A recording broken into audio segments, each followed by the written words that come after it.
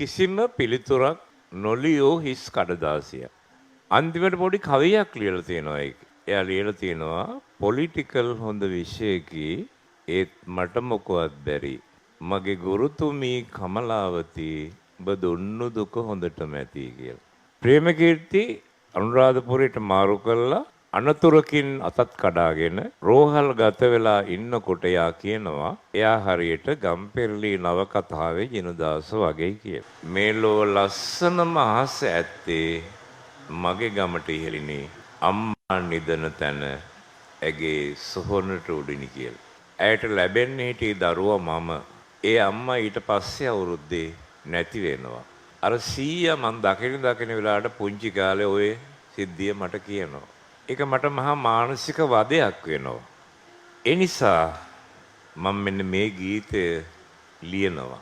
ඔබ අහලා තියෙනවා කොළඹ ගුවන්විදුලියේ එවකට සේවය කළා ප්‍රකට ප්‍රවීණ සංනිවේදකයෙක්, කවියෙක්, ගීත රචකයෙක් ප්‍රේමකීර්ති දල්විස් කියලා. ප්‍රේමකීර්ති හිටියටියෙම කොළඹ ඉඳලා අනුරාධපුරයට රජ රටට මාරු කරනවා.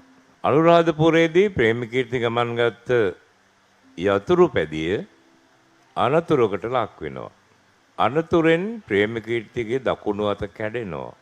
ප්‍රේමකීර්ති රෝහල් ගත කරනවා. රෝහලේ ඉඳගෙන ප්‍රේමකීර්ති ලියනවා පුවත්පතකට කවි පෙළක්. ඒ කවි පෙළ ඔහු නම් කරන්නේ වමතින් ලියූ කවි කියලා. මොකද වමතින් ලියන්නේ ඔහුගේ දකුණු අත කැඩිලා. ඒ නිසා ඒ කවි අතරේ මෙන්න මේ කවියක් තියෙනවා. අරමුණු හැඟුම් පොදි ඇහිරුම් අවකාශ දුරුරට ඇවිත් ගත විය දින සති මාස රෝහල් බිමක සතියක් කෙරුවෙමි වාස මට සිහි වුණා ගම්පෙරළියේ ජිනදාස මට සිහි වුණා ගම්පෙරළියේ ජිනදාස. ওই පළවෙනි අවස්ථාව. දෙවැන්න කොළඹ යුගයේ දාර්ශනික කවියායි කියලා අපි හඳුන්වන විමලරත්න කුමාරගම කවියා. ඔහු ප්‍රාදේශීය ආදායම් පාලක නිලධාරිවරයෙක් හැටියට ඩී.ආර්.ඕ කෙනෙක් හැටියට අද කාලේ නම් ප්‍රාදේශීය ලේකම්වරයෙක් හැටියට ලංකාවේ හුඟක් අමාරු දුෂ්කර පළාත්වල සේවය කරනවා. කුමාරගම පුත්තලමේ ආනමඩුවේ අනුරාධපුරේ කොත්මලේ සංගිලි පාලමේ කලවානේ සේවය කරලා 1962 අවුරුද්දේ රෝගී වෙලා තමන්ගේ ගමට නුවර නාරම්පනාවට යනවා. ගමේදී ඔහු මහනුවර රෝහලට ඇතුළත් කරනවා ප්‍රතිකාර ගන්න. කුමාරගම ජීවත් වුණේ අවුරුදු 43ක් වගේ කෙටි කාලයක්. ඔහු මහනුවර රෝහලෙදී මිය යනවා. මිය යන දවස් දෙකකට කලින් තමන්ගේ දිනපොතේ ඔහු මෙන්න මේ කවිය ලියලා තියෙනවා. මිදුලේ ගහේ පීදෙන රන් තැඹිලිවලු අම්මා අරක්ගත් කුස්සියේ අඟුරු අලු අලියා වැටුණු වැව අසබඩ අඟුණ දලු මේවා නොදකමා හිමිහිට මැරෙනවලු මේවා නොදකමා හිමිහිට මැරෙනවලු. ওই දෙවෙනි අවස්ථාව. තුන්වැන්න ඒ දෙකට වඩා වෙනස් එකක්. පහුගිය කොවිඩ් වසංගත සමයේ අපි ගම්වලට වෙලා හුදකලා කරනු ලැබ හිටි කාලේ ඔබට මතක නම් අපි ටිකක් හුදකලා වෙලා හිටියේ දවස්වල. එහෙම ඉන්න කාලේ එක දවසක රෑ 7ට විතර මගේ මිත්‍රයෙක් මට දුරකථනයෙන් කතා කරනවා. මගේ මිතුරා පෙරදිනේ විශ්වවිද්‍යාලයේ දේශපාලන විද්‍යාංශයේ මහාචාර්යවරයෙක් හැටියටයි කටයුතු කළේ. තවමත් එහෙමයි. ඔහු ඒ දිනවල උසස් පෙළ ශිෂ්‍යයින්ගේ පිළිතුරු පත්‍ර සමීක්ෂණය කරන මණ්ඩලයක ප්‍රධානියෙක්. ඒ සමීක්ෂක මණ්ඩලයේ එක සමීක්ෂකවරයෙකුට ලැබෙනවා දේශපාලන විද්‍යාර්ථීවට පිළිතුරු පත්‍රයක්, උත්තර පත්‍රයක් කිසිම පිළිතුරක් නොලියෝ හිස් කඩදාසියක්. අන්තිමට පොඩි කවියක් ලියලා තියෙනවා ඒක. ඒ කවිය ඔහුගෙන් අහලා මම මතක තියාගත්තා. මට ප්‍රයෝජනවත් වෙන නිසා. ඒ අපේක්ෂකයා ලියලා තිබුණ කවිය මේකයි. එයා ලියලා තියෙනවා පොලිටිකල් හොඳ විෂයකි ඒත් මට මොකවත් බැරි. මගේ ගුරුතුමී කමලාවති ඔබ දුන්නු දුක හොඳටම ඇති කියලා. ඒක තමයි ලියලා තිබ්බේ. ඔය අවස්ථා තුන එකිනෙක අරන් බැලුවොත් පළමුවෙන්න ප්‍රේමකීර්ති. ප්‍රේමකීර්ති අනුරාධපුරයට මාරු කළා අනතුරකින් අතත් කඩාගෙන රෝහල් ගත වෙලා ඉන්නකොට යා කියනවා එයා හරියට ගම්පෙරළි නවකතාවේ ජිනදාස වගේ කියලා. මට සිහි වුණා ගම්පෙරළියේ ජිනදාස. මම දන්නවා මේ දරුවෝ ගම්පෙරළියේ කියවලා නැහැ කියලා. කියවලා නැහැ නේ පුතේ. සමහර විට කියවලා ඇති. කමක් නැහැ. තව කියවන්න කල් තියෙනවා. ගම්පෙරළිය මුද්‍රණයෙන් නිකුත් වෙලා මාර්ටින් වික්‍රමසිංහ මහතා ලියපු ගම්පෙරළිය මුද්‍රණයෙන් නිකුත් වෙලා අද වෙන විට අවුරුදු 81ක් වෙනවා. 1944 අවුරුද්දේ තමයි ගම්පෙරළිය ලියන්නේ. ඒකේ තියෙන්නේ ලංකාවේ දකුණු පළාතේ කොග්ගල කියන ගමේ ඉඳලා ජිනදාස කියන චරිතය වෙළඳාමකට සිංහලේ ගිහිල්ලා බිබිලේ ඇකිරියන් කුඹුර පළාතේ වෙළඳාමෙන් අසාර්ථක වෙලා මැලේරියාව හැදිලා රත්නපුර රෝහලේදී මිය යනවා කාත් කවුරුවත් නැති අසරණයෙක් විදියට. දැන් ප්‍රේමකීර්ති අත කඩාගෙන රෝහල් ගත වෙලා ඉන්නකොට ඔහුට කල්පනා වෙන්නේ ඔහුත් හරියට අර ජිනදාස වගේ නේද කියලා. ජිනදාස වගේ තමයි. ඔහු ලියනේ කවියේ තියෙන්නේ ඔහුට ඇති වෙන හැඟීම්. ඒ හැඟීම් මටත් ඔබටත් ඇති කරන්නයි ඔහු ඒ කවිය ලියන්නේ. ඒකේ තියෙන ඔහුගේ හැඟීම්. කුමාරගමත් එහෙමයි. ඔහු ඊටාම ආදරය කරපු ප්‍රිය කරපු දේවල් කවියා අවසාන වෙලාවේ මතක් කරනවා. මිදුල තියෙන තැඹිලි ගහ, කුස්සියෙන් අම්මා, අලියා වැටෙන අගුණදලු, ඔහු ඊටා ප්‍රිය කරපු දේවල්, ආදරය කරපු දේවල් හැම එකක්ම ඔහුට මතක් වෙනවා.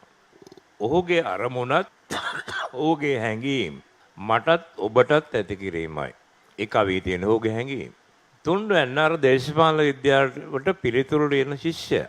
එයාට මොකද වෙලා තියෙන්නේ? එක්කෝ එයා මොනවත් දේශපාලන විද්‍යාව විෂය ඉගෙනගෙන නැතුව ඇති. එහෙම නැත්නම් ওই කියන කමලාවතී මිස්සු ගල්ලා නැතුව ඇති.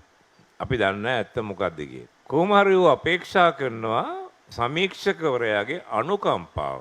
ඒ නිසා ඔහු ජනප්‍රිය ගීතයක් අනුකරණය කරලා ලියනවා මගේ ගුරුතුමී කමලාවතී ඔබ දුන්නු දුක හොඳටම ඇති කිය. ඒක අනුකරණයක් වුණාට ඒකේ තියෙන්නේ ඔහුගේ හැඟීම්.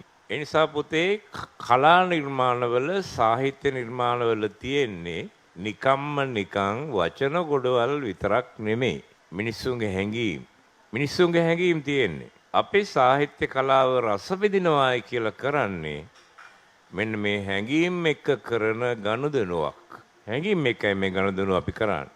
ඊළඟ කාරණේ තමයි කෙනෙකුට සාහිත්‍ය කලා නිර්මාණයක් කරන්න අත්දැකීම් ලැබෙන්නේ කොහොමද? කොහොමද අත්දැකීම් ලැබෙන්නේ? අත්දැකීම් කියන්නේ Tamanටම සිද්ධ වෙන දේවල් Tamanගේ අත්දැකීම්. ඒ එක ක්‍රමයක්. තවත් කෙනෙකුට ලෝකය නිරීක්ෂණය කිරීමෙන් ලබා ගන්න පුළුවන් පංචේන්ද්‍රියන්ගෙන්ම අත්දැකීම්. වෙනත් කෙනෙක්ගේ දේවල් Tamanගේ බවට පත් කරගන්නත් අත්දැකීම්. අත් විඳීම් කියනවා Tamanටම වෙන දේවල් වලට. හැබැයි ඒ අත්දැකීම් මොකක් වුණත් සමහර විට පරිකල්පනාත්මකව මුත් වෙන්න බැරි දෙයක් හිතේ කල්පනාවෙන්ම ගොඩනගා ගන්න දෙත් අත්දැකීම්. ඒ මොන අත්දැකීමක් වුණත් ඒ අත්දැකීම ඒ ආකාරයෙන්ම විස්තර කරන්නේ නැහැ සාහිත්‍යකරුවා කලාකරුවා. එහෙම විස්තර කරොත් ඒක වාර්තාවක් මිසක් නිර්මාණයක් වෙන්නේ නැහැ. ඔකට මම පැහැදිලි කරන්නම් මෙහෙම. මම ගාල්ල කොටුවේ ජීවත් වුණා අවුරුදු 44ක් විතර කාලයක්. මම ගෙදර තිබුණේ ගාල්ල කොටුව ඇතුලේ. ওই සුනාමි එනකොටත් ගාල්ල කොටුවේ තමයි මං හිටියේ. ඒ නිසා මට ඉන්න දෝල දෙන්නේ ඒගොල්ලෝ ගියේ නගරයේ අවට ජනප්‍රිය බාලිකා පාසලක. ඔබ දන්නවා විශේෂයෙන්ම බාලිකා පාසල්වල විශේෂයෙන්ම වැඩිපුර ගරු සැලකිල්ලට ලක් වෙන්නේ එක වසර දෙක වසර උගන්වන ගුරුවරියන්. අපි දෝලගේ ඉස්කෝලෙත් එහෙමයි. ඒගොල්ලෝගේ පන්තියේ හිටිය ඉතා ධනවත් දෙමව්පියන්ගේ ළමයි. ඒගොල්ලෝ මේ ගුරුවරියන්ට වටිනා තෑගි බෝග් ගිහින් දෙනවා. වටිනා සාරි ගිහින් දෙනවා. රූපහානි යන්ත්‍ර පරිත්‍යාග කරනවා. සමහර අය හිටිය නිවාඩු කාලයට මාලදිවයිනේ සංචාර වලට පවා එක්ක යන පුළුවන් ශක්තිවන්තයෝ. මම ඒ කාලේ උණුවටුන අමරසූරිය ගුරු විද්‍යාලයේ කතිකාචාර්යවරයෙක් හැටියට වැඩ කළා. මට එච්චර දේවල් කරගන්න හයියක් තිබ්බේ නැහැ. මට පේනවා මගේ ළමයි ටිකක් දුර්මුඛ වෙලා ඉන්නේ මේ ප්‍රශ්න නිසා. නමුත් මම කවදාකවත් දරුවන්ගෙන් ඇහුවෙත් නැහැ, ගුරුවරුන්ගෙන් අහන්න ගියෙත් නැහැ. මම කරන්නේ මොකද? නිවාඩු කාලෙට මේගොල්ලෝ එක්ක යනවා අපේ ගමට. අපේ ගම තියෙන්නේ ගාල්ල නගරේ ඉඳලා කිලෝමීටර් 20ක් විතර ඈතින් තියෙන බොහොම පිටිස්සර ගමක් ඒක. ලස්සන ගමක් ඒක. තවමත් වෙනස් වෙලා නැති ගමක් ඒක. ඒ ගමට මං හරි ආදරේ. මම වරක් ලියනවා මේ ලෝ ලස්සනම අහස ඇත්තේ මගේ ගමට ඉහළිනේ අම්මා නිදන තැන ඇගේ සොහොනට උඩිනි කියලා. ඒ ඇත්ත. මේ පොඩි උන් දෙන්න එක්කන් ගිහිල්ලා රැයට හඳ පායපු වෙලාවට මේගොල්ලෝ මිදුරට එක්කගෙන එනවා. අර සිංහරාජ කඳුවැටි බෑවුම් වේගන යන්නේ අපේ ගම ඉදිරි පිටි. ඒ කඳුවැටි මීදුමෙන් වැහිලා හඳ එළියේ වැටලා දිලිස්සෙනවා ලස්සනයි. කුඹුරු පැහිලා හඳ එළියේ වැටලා දිලිස්සෙනවා. සිපාලිකා පිපිලා සුවඳ ගෙට එනවා. ඇල ගලාගෙන බහිනවා සද්දෙත් ඇහෙනවා ගෙට. මේ ඔක්කොම පෙන්නලා මම දරුවන්ට කියනවා මේ හැම දෙයක්ම අපට ලැබුණේ මුදල් වලට නෙමෙයි, සල්ලි වලට නෙමෙයි. මේ ඔක්කොම අපට නොමිලේ ලැබිච්ච දේවල්. කෙනෙකුට සතුටු වෙන්න ඕන නම් ඉතා හුඟක් පුංචි දෙයකින් සතුටු වෙන්න පුළුවන්. වැදගත්ම දේ තමයි මේවා රැකගන්නත්, රැකගෙන ඊළඟ පරම්පරාවට බාර දෙන්නත් අපට බරපතල යුතුයකමක් තියෙනවා. ඒ දරුවන්ට කියපු එක මුළු රටේම දරුවන්ට කියන්න මට අවශ්‍ය වුණා. ඒ නිසා මම මෙහෙම ලියනවා. මේක අහලා බලන්න ඔබ ඉස්සර වෙලා. මම ඔබට ආරාධනා කරනවා මේ ගීතෙට ඇහුම්කන් දෙන්නේ කියලා. අහන්න. මගේ දුවේ ඔබ. ඒ ගීතය සංගීතවත් කළේ ආචාර්ය රෝහණ වීරසිංහ, ගායනා කළේ කරුණාරත්න දියුල්ගනේ. මගේ දුවේ ඔබ අවදියෙන් නම් මේ රැයේ මිහිරිම වෙලාවයි. දොර ඇරන් එළියට આવොතින් මේ මිහිරි දේවල් ඔබටමයි. නමුත් අද දරුවන්ට දොර ඇරගෙන එළියට ඇවිල්ලා වටාවට බලන් තරම් වෙලාවක් නැහැ, නිදහසක් නැහැ. ඒගොල්ලන්ට වෙන වැඩ තියෙනවා. සීපාලිකා මල් බිමට බැහැලා ඇවිදින්න යන වෙලාවයි නිල් තාරකා බිම බලාගෙන වැවුදියට පෙම්බැඳි වෙලාවයි මේ පොළව කෙතරම් සුන්දරද මගේ දෝ තනියම hina වෙයි. මේ කොච්චර ලස්සන රටක්ද මේක, කොච්චර ලස්සන රටක්ද. පොඩක් එළියට බැහැලා දොර අරගෙන ඇවිල්ලා මේක බලන්න වටාවට. පහුගිය දවසක මගේ මිත්‍රයෙක්ගේ ගෙදර ගිය වෙලාවේ ඔහුගේ තරුණ පුත්‍රයා මාත් එක්ක කතා කළා. ඔහු කියනවා හරි වැඩේනේ සර්, පහුගිය දවසේ මගේ ෆෝන් එකේ ඩේටා ඉවර වුණා. දවස් දෙකක්ම ඩේටා තිබ්බේ නැහැ. මට කරන්න කිසිම වැඩක් තිබ්බේ නැහැ. පස්සේ මං ගෙදර අයත් එක්ක කතා කරා කියලා ඒ වෙලාවේ. බලනකොට අපේ ගෙදර උන් හරි හොඳයිනේ සර්. මේ ආදයා ඊට කලින් බලන්න ගෙදර ඉන්න අයත් එක්ක හරියමං විදියට කතාවක්වත් කරලා නැහැ. ගෙදර ඉන්න අය හරි හොඳ තමයි පුතේ කතා කරන්නේ ඒගොල්ලෝ එක්ක. වෙලාවක් හොයාගන්න.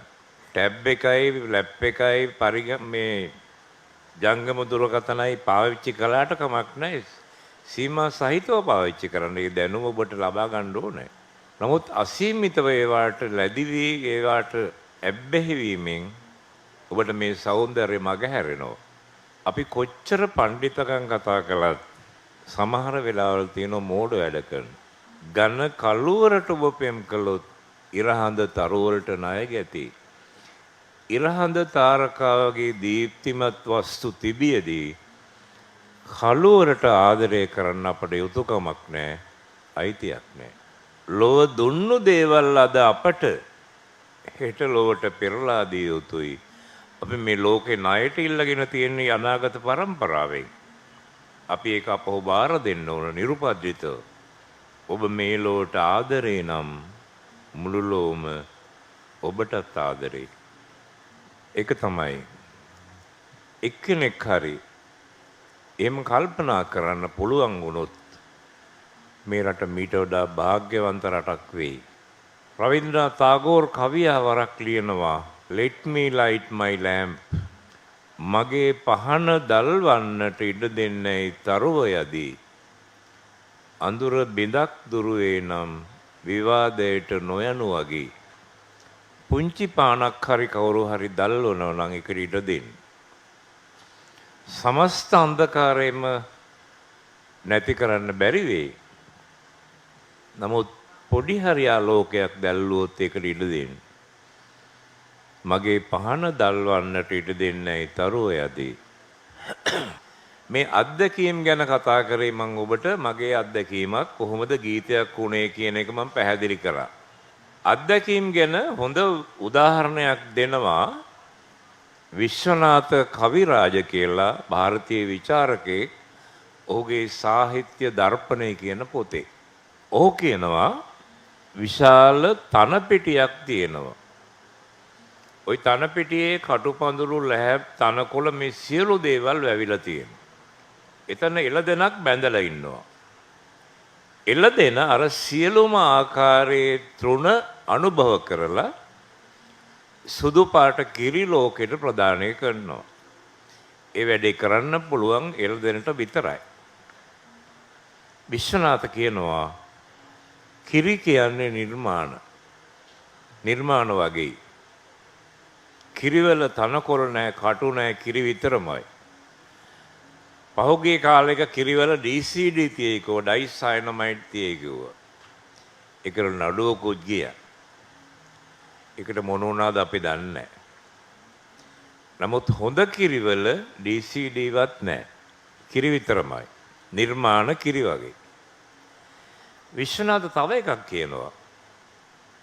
මේ එළදෙන කිරි විතරක් නෙමෙයි දෙන්නේ. ඉඳහිට ගොමත් පිට කරනවා.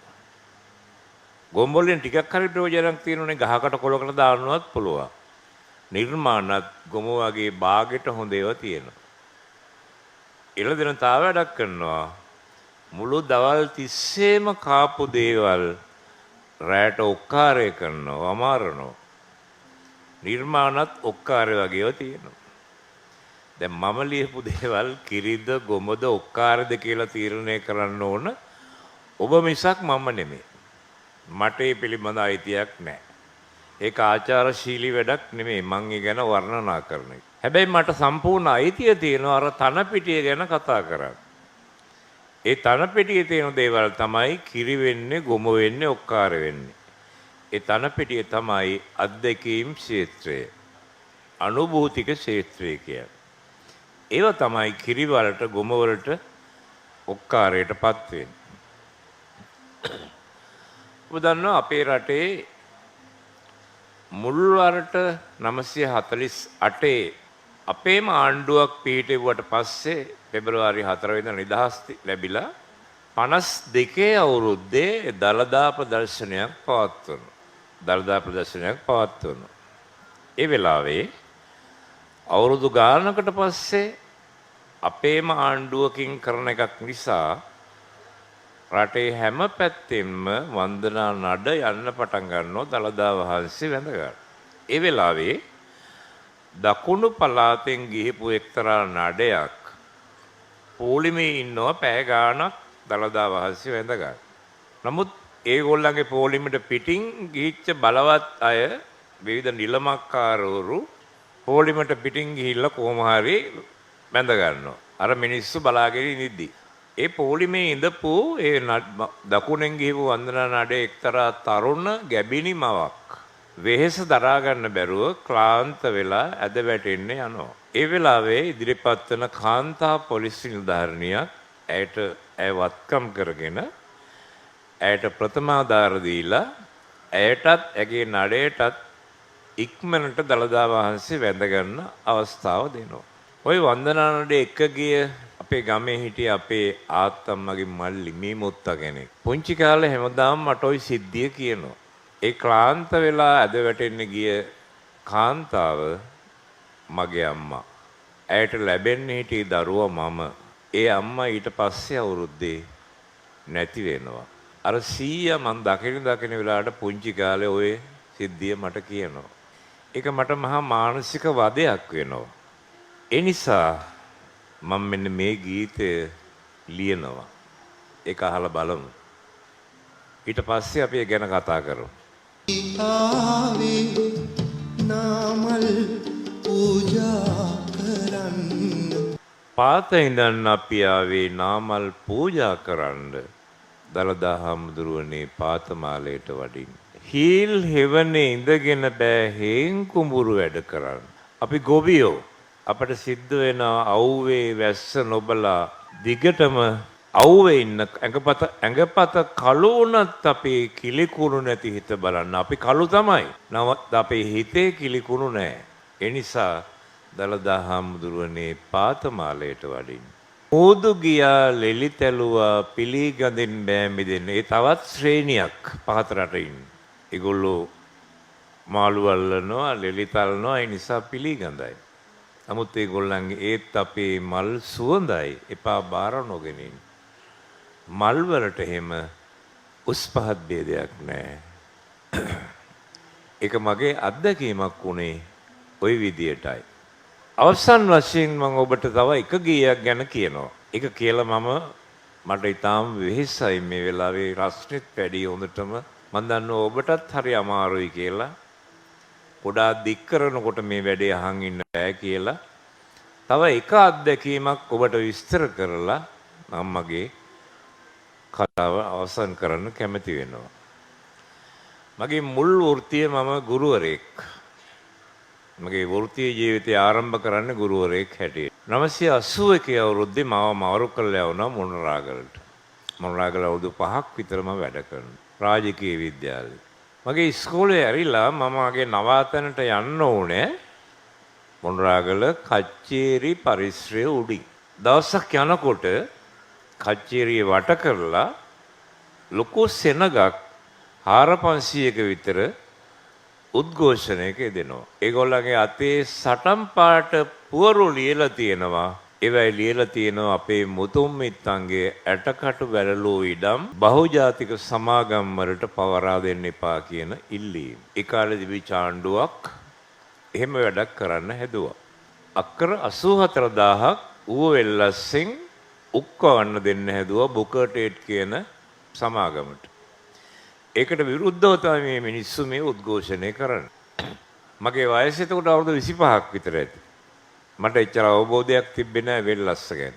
ඇත්තටම මම ඉතින් ඉඳගෙන කල්පනා කරනවා ඌ වෙල්ලස්ස කියන්නේ මොකද්ද කියලා.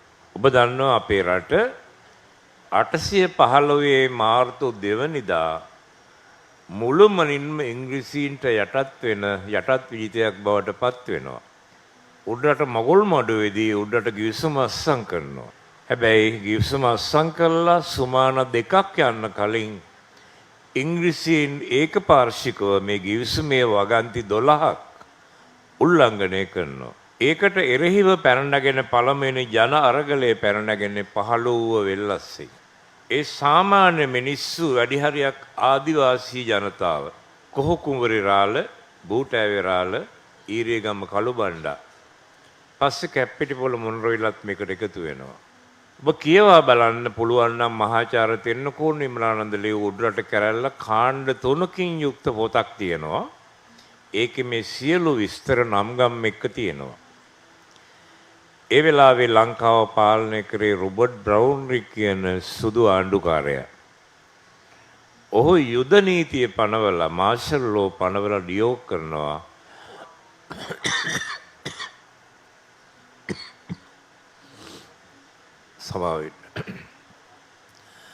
අවුරුදු 15ට වැඩි කිසි පිරිමියෙක් ඉතිරි කරන්න එපා කියලා වෙල්ලස්සේ. ඔබ දන්නවද 30000ක් ඝාතනය කරනවා ඒ 1818 කැරැල්ල වෙලාවේ. බිම්බරක් සෙනග ගැවසුන චන්ද්‍ර සූරයා ඉපදුන